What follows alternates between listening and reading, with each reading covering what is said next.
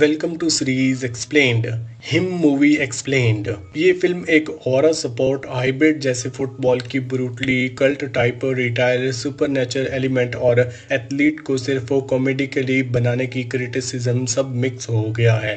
जब मूवी खत्म होती है तो आंसर से ज्यादा खून दिखता है और इसी वजह से इसकी एंडिंग एक्सप्लेन करना जरूरी है। फिल्म का मेन फोकस होता है रॉकी क्वार्टरबैक सैमरन कैम कोड और उसके आइडल असिया वाइट उसके बीच के रिश्ते की। असिया को सबसे बड़ा प्लेयर माना जाता है, ग्रेटेस्ट ऑफ ऑल टाइम। वो कैम को एक डेजर्ट कंपाउंड में बुलाता है मेंटोरशिप के नाम पर, लेकिन ये नॉर्मल ट्रेनिंग कैंप नहीं होता। ये एक वीक भर का सीक्वेंस फुल ऑफ अजीब ritual, blood transformation, brutal workouts और साइकोलॉजिकल टॉर्चर होता है। कैम को अलग अलग ट्रायल्स फेस करने पड़ते हैं, जैसे असिया का ब्लड इंजेक्शन लेना, हेलुसिनेशन देखना और नॉन स्टॉप ड्रिल जिसमें उसकी बॉडी और माइंड दोनों तोड़ दिए जाते हैं। धीरे धीरे क्लियर हो जाता है कि ये ट्रेनिंग नहीं इंटिनेशन है। सच ये है कि असिया सिर्फ मेंटोर नहीं बल्कि हिम के करेक्ट विजुअल है। हिम एक सुपरनेचुरल पावर है जो ब्लड लाइन और रिटायल से ट्रांसफॉर्म होती है। ये सिर्फ एक ही इंसान के पास एक वक्त में हो सकती है और उस टाइटल को पाने के लिए नए कैंडिडेट को पुराने होल्डर को हराना और मारना पड़ता है। असिया भी एक वक्त में चूजन हुआ करता था। उसकी बॉडी, उसका फेम और उसका डोमिनियंस सब इस स्पिरिचुअल ब्लड से आए थे, लेकिन इस पावर का एक भारी प्राइस है। धीरे धीरे बॉडी खराब होने लगती है, माइंड टूट जाता है और जब तुम्हारा वक्त खत्म होता है तो तुम्हें रिप्लेस किया जाता है। अब टर्न आता है कैम का और क्लाइमेक्स में ईसा जबरदस्त एक वायलेंट फाइट में उतरता है। शोडाउन स्टार्ट होता है रॉ, फिजिकल और बिल्कुल एलिमिनिस्टिक। दो क्वार्टरबैक्स एक दूसरे से टकरा रहे होते हैं, सर्वाइवल के लिए जानवर की तरह लड़ते हैं। आसिया जो बुढ़ा हो रहा है लेकिन अभी भी डेंजरस और स्ट्रॉन्ग है, अपना पूरा फोर्स कैम पर डालता है, लेकिन कैम जो यंग और गुस्से से भरा हुआ है उसे हराने में सक्सेसफुल हो जाता है। ये मूवमेंट शॉकिंग भी लगता है और इन्वेंटेबल भी।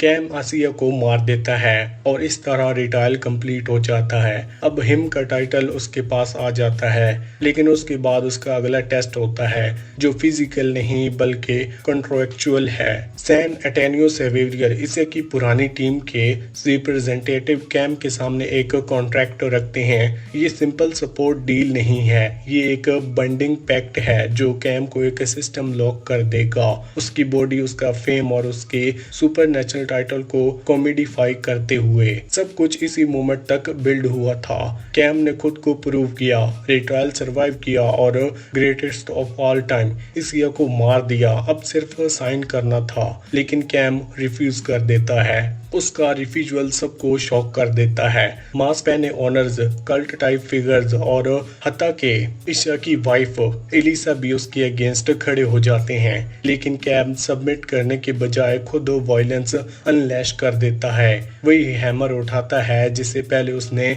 मेन किया था और एक रैम्प पेज पे निकाल पड़ा था। जो लोग रिटायल के जिम्मेदार थे सबको मार डालता है।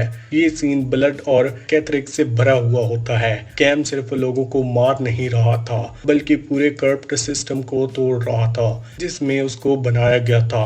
ग्रेटेस्ट ऑफ ऑल टाइम का master figure, chair leaders honour सब उसके सामने वर्थ पर गिरे होते हैं। जब डस्ट सेटल होती है, कैम खुद ब्लडेड है लेकिन जिंदा है। वो रिटलिस्टिक चेयर लीडर के रिमाइंस क्रॉसेस करता है और डेजर्ट में निकल जाता है। एंडिंग हॉन्टिंग लगती है। कैम अब इसी से फ्री है, कॉन्ट्रैक्ट से भी फ्री है, लेकिन उसके अंदर अभी भी हिम का ब्लड है। जेड एक एग्जाइल और फ्रीडम दोनों संबॉल करता है। उसने उन इंसोसिनेशन को छोड़ दिया जो उसके बॉडी के दिमाग को कंट्रोल करते थे, लेकिन अब वो अननोन फ्यूचर की तरफ जा रहा है। फिल्म की एंडिंग दो मेजर चीजों को हाईलाइट करती है। सपोर्ट्स आज रिट्रायल रिटायल और सेक्रीफाइस। मूवी सपोर्ट्स वर्ल्ड का ब्रूटल मेटाफोर है। रियल लाइफ में भी प्लेयर अपनी हेल्थ और बॉडी सेक्रीफाइस करते हैं ऑनर्स, फ्रेंचाइज और फैन के लिए। ब्लड ट्रांसफॉर्मेशन का एलिमेंट ये दिखाता है कि एक ग्रेटनेस अक्सर दूसरे की डाउनफॉल बनती है। The math of the greatest of the all time. Him सिर्फ एक निक नेम नहीं बल्कि एक क्रिटिक्योर है सोसाइटी का जो एथलीट के अराउंड मैथ क्रिएट करते हैं। मूवी ये दिखाती है कि ग्रेटेस्ट ऑफ ऑल टाइम बनना सिर्फ एक शकल का रिजल्ट नहीं है बल्कि एक सिस्टम का हिस्सा है जो कुछ लोगों के ऊपर उठाता है फिर उसको सेक्रीफाइस कर देता है ताकि ग्रेटनेस का इल्यूजन बना रहे। कॉन्ट्रैक्ट सीन सबसे क्रूअल है। जब काम साइन करने से मना करता है तो वो सिर्फ सुपरनेचुरल रोल को ही रिजेक्ट नहीं करता बल्कि अपनी जिंदगी को कॉमेडिफाई होने से बचाता है। वो अपनी अटॉर्नी, अपने फैसले का हक खुद को चूजन करता है लेगेसी और फेम के ऊपर। ये मूवी का सबसे क्रिटिकल स्टेप है सिस्टम को सीधा रिजेक्ट करना, आसिया को मारना और कॉन्ट्रैक्ट रिफ्यूज करके कैम एक्सप्लोजन के साइकिल को तोड़ देता है। उसका ब्लडी रैम्पेज सिर्फ रिवेंज नहीं बल्कि रिबिलियन है। वो सपोर्ट और कैपिटलिज्म की मशीन को अपना अगला प्रोडक्ट बनाने नहीं आता। लेकिन एंडिंग हमें कुछ सवाल छोड़ देती है। क्या ब्लड अब भी कैम के अंदर जिंदा है चाहे उसने कॉन्ट्रैक्ट रिजेक्ट कर दिया हो? क्या सुपरनेचुरल पावर अब भी उसमें एक्टिव है? क्या वो सिस्टम से सच में निकल पाएगा या कोई नया ग्रुप आएगा सर्कल दोबारा शुरू करने के लिए? और सबसे बड़ा, क्या ये सब कुछ रियल था या फिर हेलुसिनेशन और ट्रॉमा की वजह से रिटाइल का इल्यूजन बना हुआ था? फिल्म के एंड में डेलिब्रेट लगता है जैसे कहानी खत्म नहीं हुई। कैम ने एशिया को मारा, कॉन्ट्रैक्ट रिजेक्ट किया और सिस्टम ब्रेक फ्री हो गया। लेकिन प्रॉब्लम ये है कि ब्लड अब भी उसके वाइन्स में है, मतलब पावर ऑफ हिम शायद उसमें अभी भी जिंदा है और फ्यूचर में उसे करप्ट कर सकती है। दूसरी तरफ मकसद, ओनर्स और पूरा लीग एक रात गिर नहीं सकते।